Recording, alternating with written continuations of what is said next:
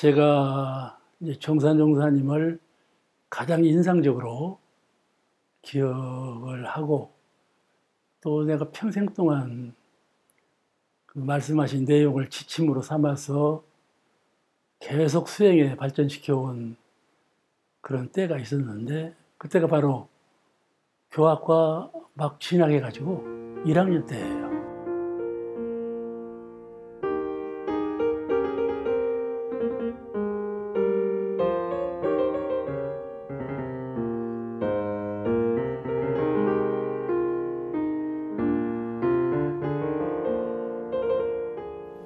그때가 이제 원기 41년도 전후죠. 그때는 교단이 세계로 눈을 돌려가지고 정산 총사님께서 그때 3대 종업사로 취임하셔가지고 취임 법문을 우리가 세계로 눈을 돌려서 세계화하자는 법문을 하셨어요. 그렇게 교단적인 가풍이, 교단적인 기조적인 방향이 그렇게 설정되는 때인데, 이제 그때 미국 그 불교학자 리차드 가드 박사도 와서 원불교의 세계적인 전망 이런 내용으로 강의도 하시고, 또 그때가 마침 태국 세계 불교도 대회가 처음으로 열려서 숭산 박광전 종사님께서 파견도 되시고, 그러니까 아주 안성맞춤으로 세계와 우리 교단이 눈이 맞는 때예요. 또 우리가 교단의 실력도 세계화할 만한 교서 준비라든지 또 기후 체제라든지 이런 것이 완전히 정비된 상태죠. 종사님께서 아주 치밀하셨어요. 교단을 세계화하는데 또 교단을 앞으로 노대 종교와 같이 세계적 종교 기반을 올려 세우는데 부족함이 없도록 모든 면에서 그렇게 준비하게 준비하실 수가 없어요. 정산 종사님은 평소에도 산업부라든지 사무실이라든지 생활관이라든지 다 추밀하게 돌아다니면서 눈으로 감독하시고 지시하시고 이렇게 바쁘셨어요. 우리가 생각할 때는 정산 종사님 호가 소정자거든. 방 안에 계실 줄 알았는데 절대로 그러지 않았어요. 아주 활동적이셨어요. 그런 그 준비 기간이니까 우리도 상당히 각성했죠. 정신적으로 한국 내에 그냥 웅크리고 있을 때가 아니다. 어학면으로도 전공하는 전물순이 많이 일어나고 그랬는데, 그 원불교가 선원제를 채택해서 교역자를 양성하는데 동산선원, 중앙선원, 또 영산선원, 3대 선원체제를 갖춰서 교역자 양성의 기틀을 꼭 준비하신 시대가 어디 41년도 전후예요. 그냥 그때인데, 그때 이제 소나기가 온 후에 총부 정원에 풀이 많이 났어요. 그 이제 학생들 연합으로 처부 오늘은 풀을 뽑자 방학 전에 시험 마치고 방학 전에 이제 풀을 뽑는 작업을 하는데 정산 종사님께서 제 옆으로 오시더라고. 풀을 꽂고 있는데 그래서 저를 부르셔요. 그러니 덕사님 아들이지 그러시는 거예요. 제 아버님 호가 덕산이시거든요. 덕사님 아들이지 그러시요. 그래서 이제 일어나서 제가 인사를 올리고 오니까 정산 종사님은 말씀을 아주 간명하게 하셔요. 길게 안 하셔요. 그리고 미소, 아주 미소가 확실한 인상을 주는 그런 미소를 갖고 계시거든요. 근데 미소 지으시면서 하시는 말씀이 방심하지 말아라 그러시는 거예요. 방심하지 않는 공부가 큰 공부다 그러시는 거예요. 그때 제가 일어서서 이제 말씀을 받들었으니까 이해하고 이해만 했는데 그거를 가만히 생각해 보니까 그게 화두더라고. 방심하지 않는 공부는 어떻게 하는 거냐? 이것이 이제 화두가 가지고 그것이 발전해가지고 평생 화두가 됐어요. 그래서 나는 그 화두가 내가 지금 나의 공부하는 수준에서 발전한 것은 나는 늘 불교에서는 연불을 하는데 연불 대신에 신불 이론상 또는 이론의 광명 이렇게 외워요. 그러면 이 어부가 그물을 던질 때 그물은 던져도 별이는 갖고 있잖아요. 별줄 같은 중심 사상이란 말이에요. 이런 광명. 옛날에는 불교는 공사상으로 비었다, 없다 이렇게 가르쳤는데 비었다, 없다 가르치니까 불교가 안 되는 거예요. 그래서 빈 것이 아니라 비면 반드시 빛이 솟아난다. 광명.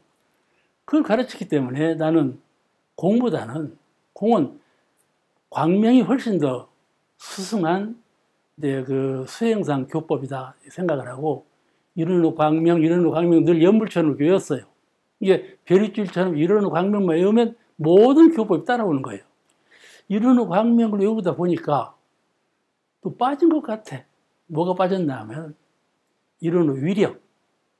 옛날 우리 선조들은 좀 위력을 갖춰서 불지에 올랐는데 나는 몇 살 때나 위력을 갖출 것이냐 하는 화두가 생기잖아요. 이런 위력, 또 자유, 육도를 해탈해서 대자유인이 되는, 그래서 세 가지, 이른후 광명, 이른후 자유, 이른후 위력, 이 세 가지가 나의 수행 목표예요. 미전이고요. 그런데 이 수행의 그 근본이 어디서부터 발전했냐면 정산정사님께서 방심하지 마라 그 법문. 그 법문이 기초가 되어가지고 발전한 것이 그렇게 됐어요. 지금도 그렇게 공부하고 있거든요. 나는 이 우주를 볼 때 우주라는 것은 음양상승의 음기운과 양기운 두 상대적인 기운의 변화, 생성 변화에 따라서 만물이 생성되고 변화된다 이렇게 알아봤거든요. 그것이 일반적인 철학이고 종교적인 지식이에요. 그래서 그렇게 알아왔는데 나중에 차차 연마해 보니까 그게 아니다. 아니다. 우주 전체를 보는 안목하고 우주 절대성을 보는 안목을 나는 그때 생각하지 못했어요. 상대성으로만 생각했지. 음양상승의 조화에 의해서 만물이 생성하고 변화한다. 이런 테두리 안에서만 우주를 생각했는데 차차 이제 저도 공부하니까 발전해가지고 그 절대성, 전체성 그렇게 이제 사상이 발전했죠. 그러면서 이제 내가 수행자로서 수도인으로서 이 참 통실하게 가양이 없이 큰 우주, 무한 광대 무량한 그런 우주 안에 한 사람은 수행자다. 그런 생각을 가질 때 참 기뻐요. 응? 동서남북 좌우를 돌아보지 않고 사은의 광대한 우주 세계하고 나하고만 직결된 상태, 그 상태가 가장 극락이고 평화이고 그렇게 수행해 가는 것이 수행의 정로다 이 생각했는데 그 기쁨이죠. 수행자가 느끼는 극락이에요. 그런 기쁨을 가지고 수행을 해서 늘 나는 참 행복한 사람이고 기쁜 사람이다 이렇게 자유를 하고 있는데 그런데 말이죠. 이제 잘 아시는 바와 같이 원문 방송을 통해서 제가 지금 8년간 강의를 하고 있거든요. 정산용사 법어를 강의하고 있으니까 지금 상편 내고 하편 지금 강의 중에 있어 거의 끝나가요. 그런데 하루는 책상에서 강의를 준비하고 있다 금방 잠이 들어버린 거예요. 근데 그 잠 꿈길에 말이죠. 정산정사님을 배운 거예요. 금의를 입으시고 투명한 금색 금의를 입으시고 오셨더라니까요. 말씀을 안 하시고 미소만 지으시는 거예요. 근데 나는 그때 거기서도 잠을 자고 있는 거예요. 막 자리에서 벼락같이 일어나가지고 경배를 올리고 배웠는데 미소만 짓고 그냥 가셔버린 거예요. 그때 그 인상, 금의를 입으신 인상, 이게 나는 그것이 천인가 보다. 하늘사람 오신가 보다. 그렇게 생각을 해요. 그런 인상으로 오셔가지고 내가 생각하는 이런 광명 딱 일치가 되더라고. 그렇다. 이런 그 평상적인 옛날의 기쁨이 정산종사님 한번 배운 그 기쁨에 눌려버리더라고. 최고의 기쁨은 그 기쁨이야. 내가 종산용사님을 배우고자 원언도 안 했고 기도도 안 모셨고 그런데 오신 것은 그 어른이 배려하신 거거든요. 그렇지 않아요? 강림해 주신 거예요. 그렇게 생각할 때가 참 감동하고 감기가 무량한 건데 참 그렇구나 그래 싶은 그 아주 지우지 못할 그런 인상을 갖고 있어요.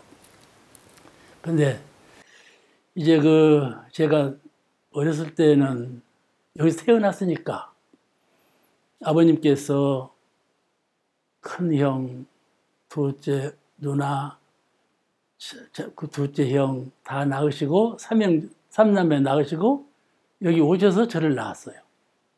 저를 낳으셨어. 그러니까 저는 누구한테 말할 때 나는 대종사님은 부르심을 받고 온 사람이다. 이렇게 말하는 사람이거든요. 정작 그러신 것 같아요. 이렇게 왔는데 그때 대종사님께서 이 법명을 인기, 어지린자 기록할 기 인기로 주셨어요. 그 이제 나는 그때 입기한 걸로 알았어요. 불명 주시면 입기한 걸로 알았단 말이에요. 그래서 인기라고도 부르고 아버님께서도 호적을 올릴 때 운기라고 올리셨네. 운기는 이르른 자 기록할 기자. 그러니까 이르른 자는 훈장한다는 뜻이거든. 훈장. 이르른 자 가라사대의 뜻이요. 아무 의미도 없는 거예요. 이르른 자는 누가 이르른 자를 성명으로 진 사람은 천하에 없어요. 나밖에 없는 것 같아. 그러다가 이제 저는 아주 아버님 어머님이 너는 전물신 해야 된다고 아주 지목을 해놔서 뭐 건강이 아주 약했어요. 죽을 만큼 약했어요. 그러니까 아주 두 아닌 길로 딱 정해졌죠. 그래서 그때서 이제 내가 인기가 불명이고 법명은 따로 있어야 된다 싶어서 이제 정식으로 입교를 했어요. 그래가지고 그때 받은 이름이 화라자 가운데 중자예요. 가운데 중은 꼭 따라 붙어요. 화중은 어머님 본명이요. 되라자 참진자거든요. 화진, 화중, 창이 비슷해요. 그러니까 죄송스럽고 우리가 안 불러줘 자꾸. 안 불러지고 고민만 해오다가 하루는 본명을 바꿔라. 그러죠. 고민이 생겨. 이제 본명을 바꾸려면 정산용사님을 배우러 가야 하는 거야. 본명 바꿔달라고 배우러 가기가 그냥 쑥스럽고 안 가죠. 그래서 하루는 용기를 냈죠. 용기를 내서 내가 가야 한다. 이제 오후에 갔어요.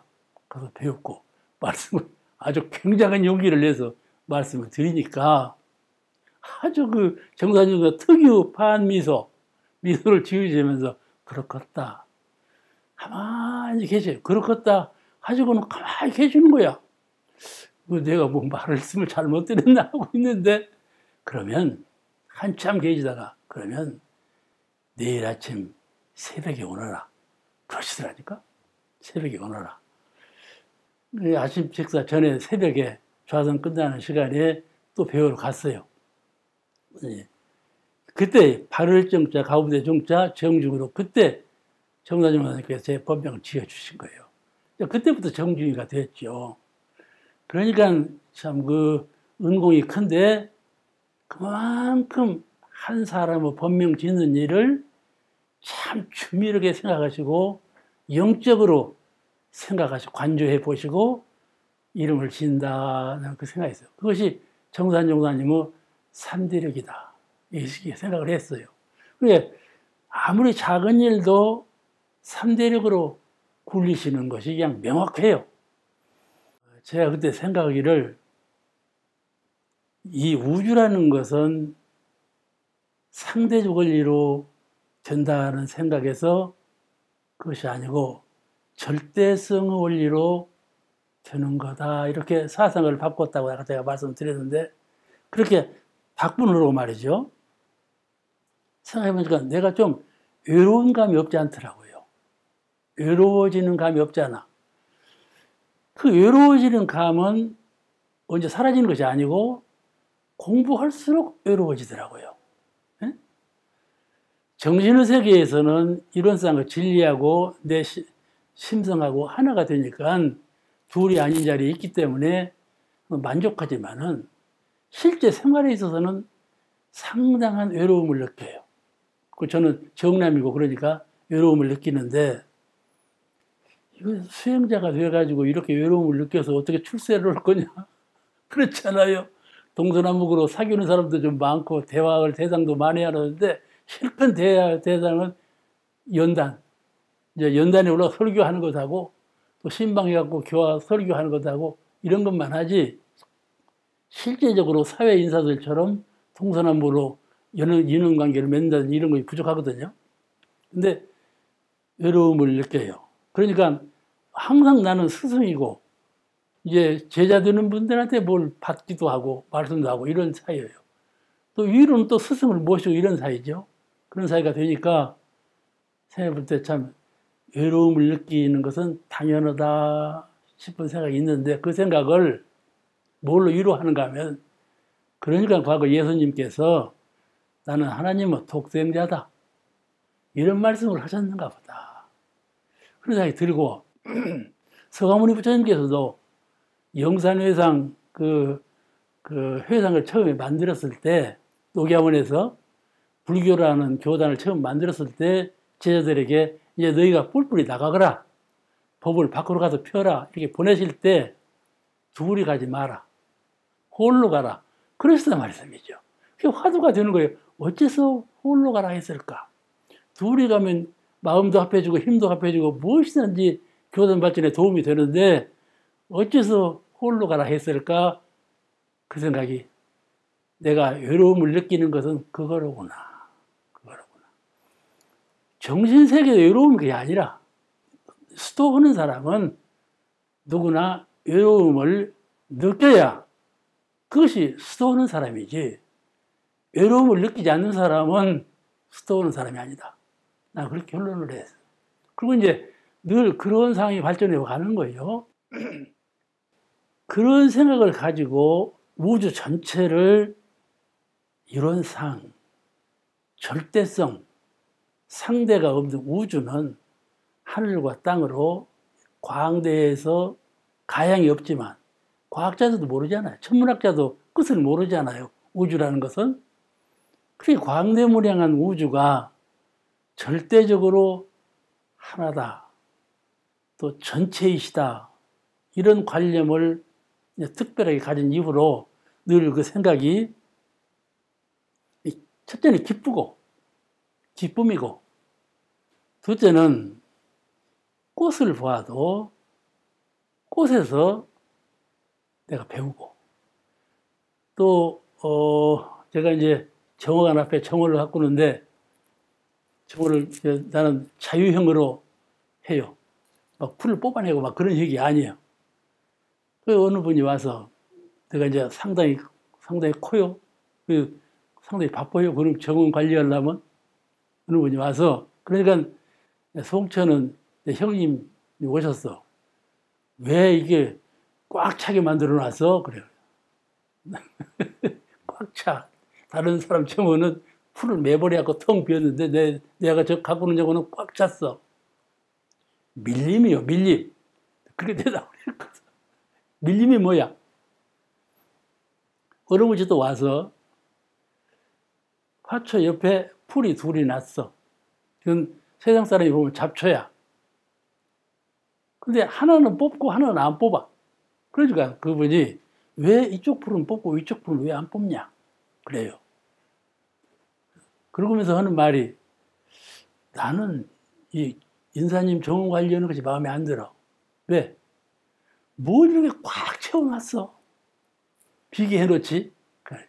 그 마음을 좀 들게 해. 그렇게 얘기하면서 그때 이제 잡초가 둘이 있는데 하나는 뽑고 하나는 안 뽑았다 이 말이에요. 왜 안 뽑냐? 이것은 뽑을 필요가 없다 아직은. 다 그 잡초가 있으면 우리 뽑는 것이 상식인데 뽑으라. 그런단 말이죠. 그거는 인본 사상, 인간적인 사상을 주체로 해서 보니까 뽑아야 되고 그 생각을 우주적인 사상으로 바꾸라. 우주적인 사상은 그건 우주적인 진리에 의해서 지금 풀이 난 거지 잡초가 아니요. 그렇잖아요. 사람이 잡초라고 이름 지은 것이지 잡초가 아니요. 진리의 뜻으로 난 거지. 그러면 어떤 거는 풀로 알고 어떤 거는 뽑고 어떤 거는 안 뽑냐 그러는 거야. 그래서 하나는 이것이 저것에 큰 피해를 줄 때 그때는 뽑는다. 그런데 이것이 저것한테 큰 피해를 안 준다. 그럴 때는 나는 잡초라고 생각하지 않는다. 그렇게 말을 했거든요. 나는 그 말을 하면서 내가 작아다 생각한 거야. 아셨죠? 이렇게 그 사상이 우주를 관조할 때 절대적인 우주, 하나밖에 없는 우주, 이렇게 상대를 떠난 우주, 또 전체를 보는 우주, 그 우주는 사은이시다 말씀이죠. 이론 즉 사은, 이론의 절대자리는 사은의 전체자리하고 하나다. 전체하고 절대는 말만 다르지 실은 하나인 거다. 우리는 그 정신이 나는 대종사님 정신이라고 생각한다. 그래서 그 한 풀은 뽑지 않는다. 그래서 내가 갖고는 저거는 가득 찬 감이 있다. 그래서 나는 밀림이라고 그런다. 그렇게 말했다니까요.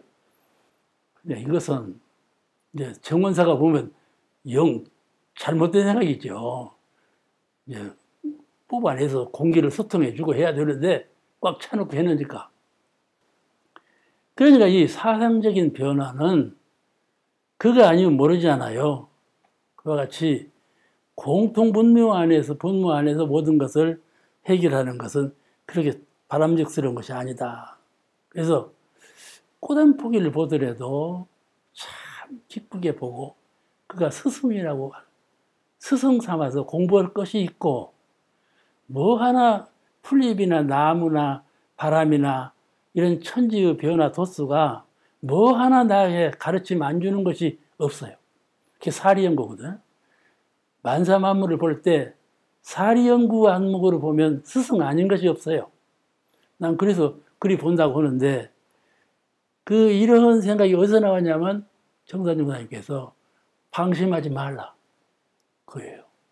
방심하지 않는 공부, 그 공부로 하니까 사물을 봐도 다 사리연구로 취사가 되고 고요할 때 정신수양으로 시간을 가득 메울 수가 있고 사람을 대해서 얘기할 때 그때 취사하는 공부가 이루어지고 좀 그리 되더라 말씀이죠. 방심하지 않는 공부.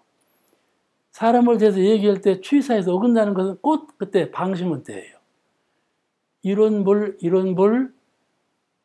광명 놓쳐버린 때예요. 놓쳐버린 때예요. 그래서 정사중사님은 방심하지 말라 그 공부 가르침이 아주 위대한 가르침이었다. 그렇게 받들고 있습니다. 그런데 6.25 동란 때 6.25 동란이 왔잖아요. 그 황등까지 오니까 막 총소리가 나고 그래서 황등이 바로 4km 바뀌거든요.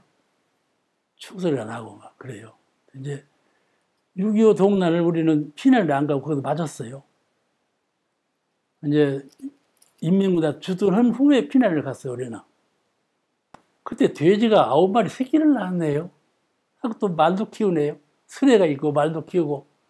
그런데 돼지 키울 사람이 없잖아요. 그 이제 그런 거 다 갖춰야 하니까 아버님 중앙정부 재무부장이니까 관리를 책임니까 거기 계셔야 되고 사진도 그러니까 아버님만 남겨놓고 그 다음에 이제 우리는 다 떠났어요. 그 팔봉 임상리라고 떠났는데 얼마 안 가서 말이죠. 그 말을 그냥 공출당해 버렸어요. 말도 없이 가져가 버렸어요. 그래서 그 사람들이. 그리고 무슨 연락이 왔는 거니 너네 새를 봐야 되겠으니 정준이는 와서 너네 새 봐라. 그러는 거예요. 그래서 이제 도로 이제 형하고 나하고는 총부로 돌아왔어요. 총부가 제 집이니까. 돈이 어디 있는 건지 송대, 지금 송대 아시죠? 청도 앞에 송대. 그 앞에 5두루기, 마주기가 있어요. 쭉 계단식 논으로.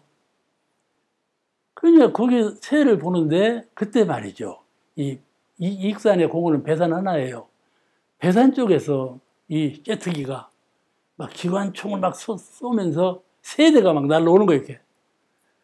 이게 딱 보니까 막 그 총 사살이, 그 총알이 말이죠. 함께 막 기관총이니까 검정 구름같이 보이더라니까 그렇게 막 쏘면서 내려오는 거야. 죽어라 살려라 하고 이제 덩두러기 엎어졌죠.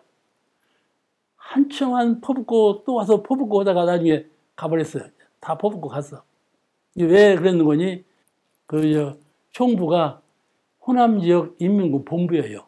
기마부대인데 다 점령해버렸죠. 다 가버리고 정사님께서 지키시고 계시는 거예요. 총부를. 근데 이제 그때 말이죠. 다 지내가 버려서 이제 눈을 뜨고 보니까 정사님께서 성대 뒤에서 기도를 하고 계시더라니까. 기도를 하고 계시는데 이제 그때는 이제 그 총을 쏘고 비행기는 날아가 버린 때예요. 그래서 나중에 또 와요. 근데 이제 기도 모시고 가만히 보고 있는 거죠. 기도 모시더니 합장하신 대로 송대 뒤에 그때는 임시로 굴을 팠어요. 이렇게 방화굴, 방공굴을 팠어요. 그 굴 안으로 들어가셨어. 그때 난 놀랐어요. 저런 위기에 신고를 모시고 가만히 서 계시는구나. 그때 놀랐어요. 그렇게 하고 그 방공굴로 들어가셨어요. 그러니까 참 우리는 배울 점이 많죠. 그런데 이제 새를 보다가 이제 그 비행기 공수를 받아서 그런 거거든요. 그 이제 그 인민군 그 보초 그때 이제 원불교 중앙총부라고 간판이 붙어 있는 거죠. 그 옆에 이제 그때는 판자 울타리였어요. 그리고 전화도 없고요. 이게 안에 누구를 부르려면요, 이 총뿌리에 칼 붙였잖아요. 칼로 막 그 울타리를 빵빵 치는 거야. 누가 속에서 나오면 뭐라고 전달하고 그 모양이에요, 인민군들이. 그런데 소식이 왔어. 너희 집 돼지들이 다 나와서 이 총부 안으로 들어가 버렸다. 그러면서도 못 들어가게 하는 거예요. 그 안에는 못 들어가게 하면서 너희 집 돼지가 와서 안으로 들어가 버렸다. 그러는 거예요. 그럼 어쩌라는 겁니까? 그냥 기다리는 수밖에 없어요.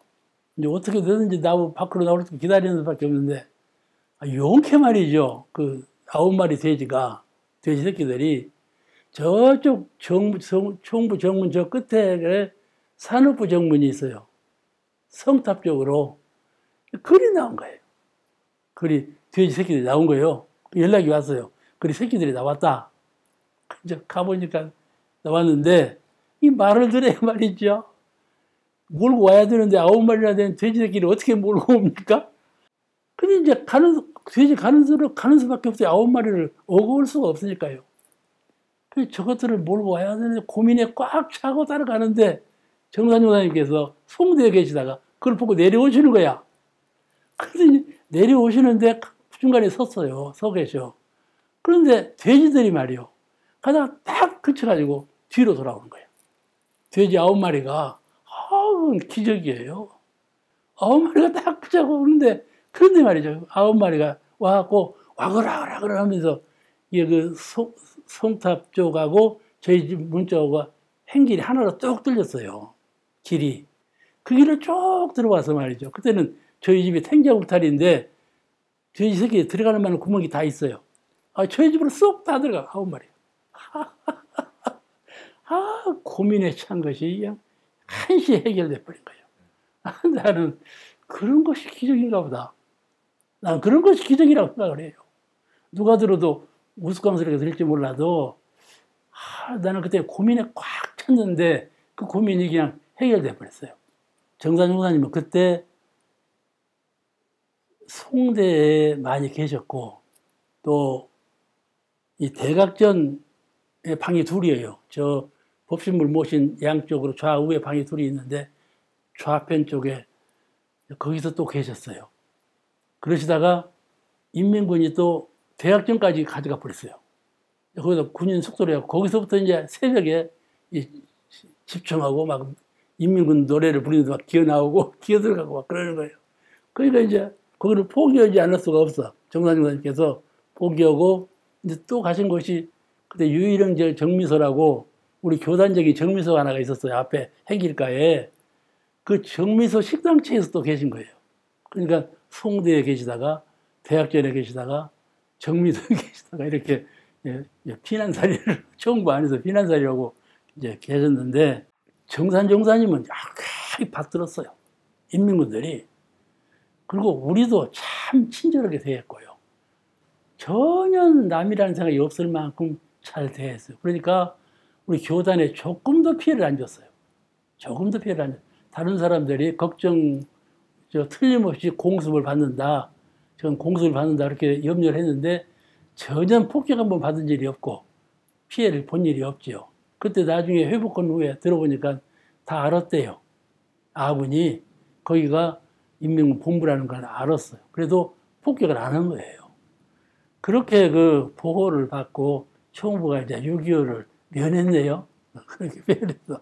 그때 6.25가 이제 끝나고 조금 평정해져서 중앙정부로 사람들이 몰려오는 거야. 다 나가버렸다가 몰려오는데 어떤 사람이 주로 많이 오냐 하면은 이제 수도하다가 이제 수영하다가 가신 분들 다 오지만 돌아오지만은 그 중에는 군인 안 나가고 정병 기피한 사람, 또 좌익 계열 사상이 다른 사람, 피신처로 알고 들어오는 사람이 혹 있어요. 우리는 그런 생각 저런 생각이 없었는데 경찰들은 그렇게 보나요? 안 보죠. 근데 우리는 이제 그때 자치기를 자치기 아세요? 이게 조그마한 막대기를 딱 때려갖고 야구처럼 뜨져갖고 이렇게 하는 그 자치기를 친구 서희 했어요. 친구나 아니나 3사람밖에 없어요. 어릴 때 거기서 나서 나는 송수훈, 우리 그저 주산종사님 아들 송수훈, 저 송천은 원대 교수님 동생이에요. 송수훈하고. 또 의산 조갑종 종사님 아들 조세은. 저하고 3사람밖에 없어. 실컷 모아야 3사람 친구예요. 그 3사람이 이제 자치기를 하는 거예요. 거기서. 지금 그 구정원 앞에서. 그런데 정산종사님이 한 사람하고 정산종사님 뒤에 따라오고 저기 2분이 오시더라고. 우리는 이제 정산님만 배우면 부호 없이 딱 쓰고 격리를 하거든요. 딱 격리를 했어요. 그러니까 아주 평소하고 똑같이 웃으세요. 아주 웃으셔. 말씀이 없으셔. 그러면서 그 사람만 따라가셔요. 이제 너무나 평범하니까 그럴 줄만 알았죠. 손님이 오셔서 같이 가주는 줄 알았죠. 그게 철부지예요. 그때 익산 경찰서에서 모셔간 거예요. 모셔다가 이제 그 하루 만에 주무시다고 그냥 나오셨어요. 나오셨는데 그걸 물은 거예요. 누구누구 사냐 하는 걸 다 물은 거예요. 그때 그 성분이 안 좋은 사람들이 와 있다. 그 소문이 밖으로 자작이 난 거예요. 그래서 조사를 받고 오시는데 제가 무슨 말씀 드린가 하면 그 형사하고 같이 가시는데 그렇게 평범한 모습, 조금도 평소하고 다르지 않고 미소가 그냥 그대로 가지고 우리가 깜짝같이 몰랐던 거 그런 생각을 해요. 지금 생각해보면 그런 생각이 부처님 모습이다. 그런 생각이 들어요. 그리고 대종사님께서 초창기에 그 제자들을 불러갖고 오실 사람이 있다. 그 사람을 찾아와야 된다. 이게 주장하시면서 이제 팔사님이 주로 이제 그 말씀 권한에 들어서 이제 지시도를 받고 가시는데 심부름을 다 하시니까 말씀하시기를 내가 그 사람을 만나면 나의 일은 반은 성공한 것이고 내가 그 만날 사람을 만나지 못하면 내 일은 실패할 거다. 이렇게 말씀하십니다. 그분이 정산종사님이에요. 그래가지고 이제 나중에 처음에 한번 보내셨다가 거두고 직접 오셔가지고 화해일에서 만나신 거거든요. 이렇게 대종사님은 정산종사님을 그렇게 찾으시고 그 찾으시는 때 시제가 같은 시간에는 정사님은 무엇을 하시냐면 구사, 스승을 구하려고 방황하는 거예요. 그때 이후로는 가야산으로 가신 거예요. 왜 가야산으로 가시냐면 여처사라고 신통을 하는 처사 한 분이 있다. 그분한테 가서 배우면 큰 도움을 얻는다. 그 스승을 만나러 가는 것이 좋겠다 해서 그분 만나러 간 거예요. 근데 아무리 찾아도 여처사가 없어. 그러면 허탕하고 돌아오는 것이죠. 근데 그분들 말이 그렇게 찾으려고 말고 전라도에 가면 거기가 스승이 있을 거다. 이게 그 정산교를 말하는 거예요. 전라도에 가면. 그러니까 이제 그렇게 그러는 시점에 이제 스승 만나기를 포기하고 가야산에서 돌아오는데 이제 성주를 가까이 성주에서 가야산 상당히 멉니다. 오는데 석양이 돼서 해가 얼마나 남았나 하고 바라본 거야. 그러니까 해가 둘이야. 그러니까 이제 그 말을 왜 내가 처음 들었는가 하면은 항타원 이경순 종사님이 대구교단 교도를 데리고 총부로 오셨어. 그래가지고 우리하고 대구교단 교도가 합석해서 대학전에서 보표를 봤어요. 그때 그 말씀을 하셨다니까. 그때 뒤를 돌아보니 태양이 둘이었다. 그 하나는 태양은 대종사님이시다. 이거예요. 응? 그러니까 그렇게 대종사님께서 찾으셨구나 하는 거죠. 그 스승을 만나고자 하는 분하고 스승의 제자를 찾는 것하고 딱 진리적으로 조회한 거예요. 화해해서 만났다고 하지만은 진리적으로 이미 다 만나고 있었다 그 말씀이죠. 그런 만남으로 원불교가 된 거예요. 원불교는 소태산 부처님하고 정산열애하고 두 어른의 종교예요. 두 어른이 정신과 힘을 합해서 만든 종교가 원불교입시다. 그렇게 만나진 거죠. 그런데 사람들이 그래서 대종사님은 전신이 누구냐고 말할 때 천도교의 최소은 신사, 수은 최재우 신사를 대종사님 전신이다 이렇게 말을 하고 또 그 수은 신사 바로 아래 해벌 신사가 제자였거든요. 그 해벌 신사가 정산종사 전신이다 이렇게 말을 해요. 저는 그 말씀에 틀리지 않다고 생각합니다. 그 말씀에 일리가 있다 이렇게 생각을 해요. 그러니까 아마 그런 그 과거 그 사제간의 의의가 있었으며 금생에 다시 만난 회상을 다시 그때는 순환기였거든요. 순환기여서 도를 펴기는 펴셨으나 닫혀버렸잖아요. 천도교 그 후로 발전을 잘 못하잖아요.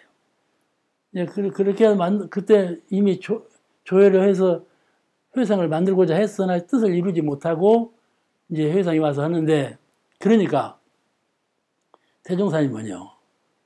그 당시에 대구 형무에서 형욕을 받았잖아요. 최소은 신사가 대구 형무에서 돌아가실 때 목을 잘려 돌아가셨거든요. 성자로서 그런 희생을 당할 것이 뭐 있나 하는 것이죠. 대종사님 정신은. 예수님께서도 십자가에 형욕을 받았잖아요. 그런 그 형국이에요. 대종사님은 성현으로서 그럴 일이 아니다 보신 거예요. 과거 서가모니 부처님처럼 그런 애고가 있지 않아야 성인으로서 모든 걸 갖춘 분이다. 그러니까 사실은 대종사님 당대 일본하고 얼마나 구체적인 감독을 받았습니까? 그때 형욕을 받을 만한 거예요. 살아날 수 없는 때였어요. 그래도 그 고비를 얼마나 지혜롭게 잘 넘기셨어요. 아주 경찰 서장이 오면요. 경찰서장 사진을 찍을 때 서장이 앞에 서고 당신은 뒤에 섰어요. 같이 동렬로 서서 사진을 안 찍고 뒤에 서서 사진을. 그렇게 겸손한 자세로 그 위기를 모면하셨거든요. 그래서 다 역사가 있어요. 역사가 있어요. 그러신 어른인 걸 생각해 본다면은 과연 그때의 그리고 그 최소은 신사 묘 앞에 와서 당신이 말씀하시기를 자기 묘에 성묘 오는 사람을 봤는가 이런 말씀도 하시고 이게 틀림없는 최소은 신사가 대종사님 그 전시회라는 건 갔는데 그랬죠.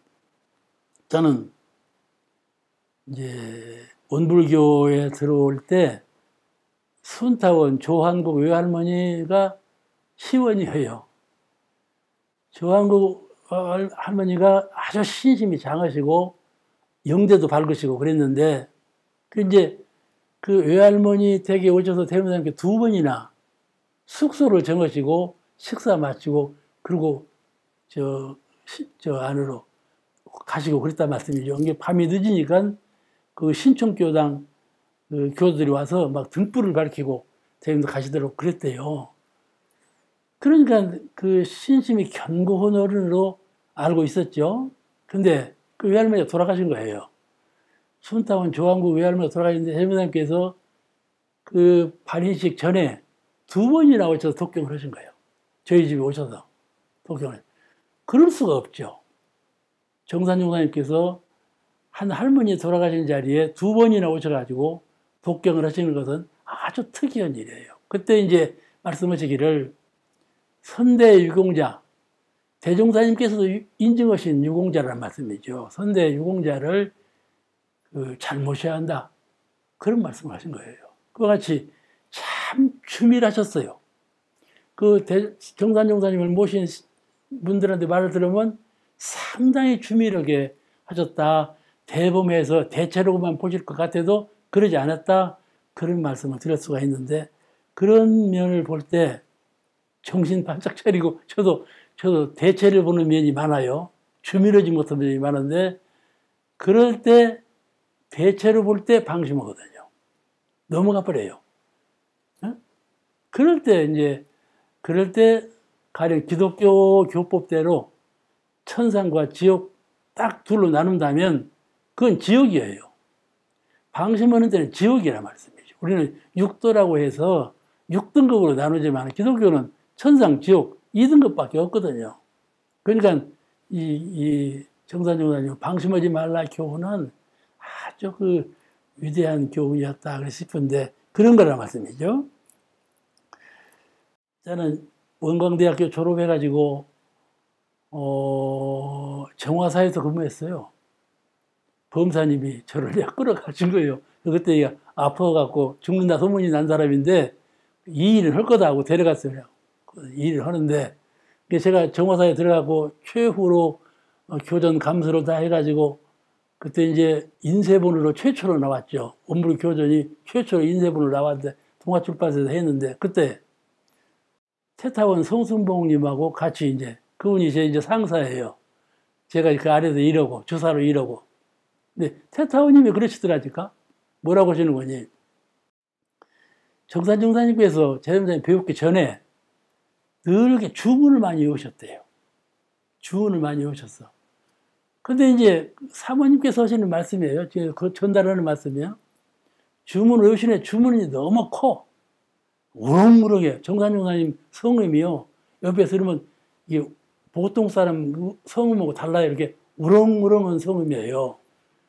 근데 그렇게 하시는데 이제 그 사모님이 아이고 저렇게 큰 소리로 주문 외우면 옆방 사람이 어떻게 하라고 밤중에 외우니까 그렇게 큰 소리로 외우셨다고 그래요. 그런데 주문이 다 끝나면 사모님이 그냥 하늘에 있다가 쭉 떨어졌다. 예, 감상이 그래. 사모님 감상이 그래. 그 말씀을 태타오님한테 들었어요. 그 사모님한테 직접 못 듣고 태타오님이 그 말씀을 하시더라고. 이런 실당, 주문을 외우면 하늘의 경계에 있다가 툭 떨어진다. 그거. 그래서 지금 사람들 주문을 잘 안 외워요. 이 천도교, 정상교는 주문 종교라고 해도 과언이 아니에요. 이 주문과 연불에 굉장히 우리가 상상할 수 없는 힘이 있다는 것을 제대로 각득해야 되는데 정산정사님께서 실력을 얻을 때 주문 공부를 그렇게 많이 하셨다 그래요.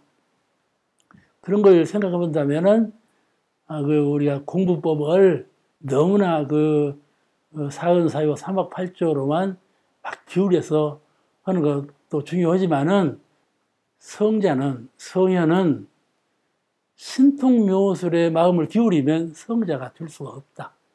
이렇게 있거든요. 나는 그렇게 생각하지 않아요. 신통묘술도 못 부르는 사람이 어떻게 성자가 되느냐. 그런 입장이에요, 나는.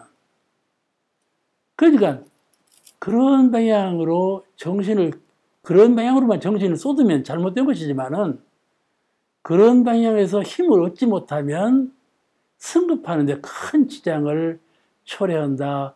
그렇게 생각을 해요. 수도하는 사람도요. 수도하는 욕심이 있어야 돼요. 목표의식이 강인해야 되지. 강인하지 못하면 방심하거든요.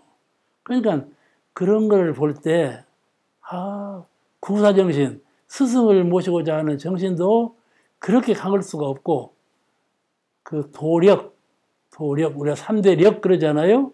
사막이라는 3대 력, 그 력을 얻는 데에는 그렇게 그 정산용사님처럼 그렇게 구체적인 공법을 배워서 잘 닦아야 한다. 그렇게 생각을 해요.